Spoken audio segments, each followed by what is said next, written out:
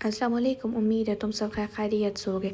मड़ा तुम लोग को मैंने बताया था पिछले 2 दिन से तो मैं इतना इंजॉय कर रही थी। अब आखिरकार जाना था मैंने घर जाके वही काम, वही सफाइयाँ, वही खाना, वो सब करनी थी गुलखान के लिए। तो मड़ा मैंने आज गुलखान को बहाना लगाई। मैंने कहा गुलखान मेरा यूनिवर्सिटी का बस नहीं चल रहा तो प्लीज़ आ जाओ ना। मड़ा गुलखान मुझको लेने आ गई और मैं तो ये इस्लामाबाद का व्यू इतना इंजॉय कर रही थी ना। गाड़ी में बैठते मैंने गुलखान को बहाना बनाई। मैंने कहा गुलखान तुमको पता कल मैं अपनी सहेली के साथ दामने को गई लेकिन ज़रा मज़ा नहीं आई। गुलखान हैरान कहती कि क्यों मज़ा नहीं है। मैंने कहा गुलखान क्योंकि मुझे तो अब आपके साथ जाने की आदत हो गई, सहेली के साथ तो मैं वैसे इंजॉय ही नहीं करती। गुलखान कहती अच्छा। मैंने कहा हाँ ना गुलखान प्लीज़ मुझे तुम ले चलो। इतना मुश्किल से गुलखान को मनाई।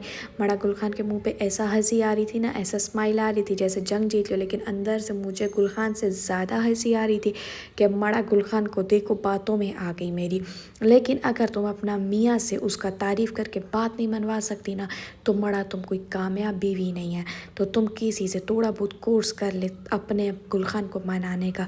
तो खैर क्या था, मड़ा वापस आई।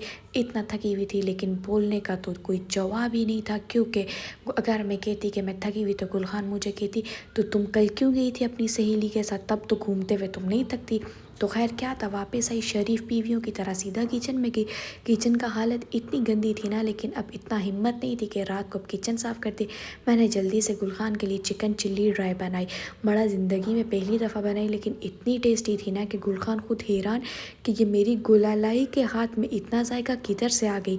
इसमें कोई मुश्किल नहीं है मड़ा, तुम लोग भी बनाओ अपने गुलखान के लिए। मड़ा तुम चिकन मैरिनेट करो, उसमें तुम कॉर्नफ्लावर मैदा शैदा डाल के नमक मिर्च डाल के तुम उसको मैरिनेट कर दो। बस उसको लहसुन अदरक के पेस्ट में फ्राई करके साथ तुम हरी मिर्च डाल दो और साथ शहद सोया सॉस ये चीज़ें डाल दो। इतना मज़े का बनेगा ना।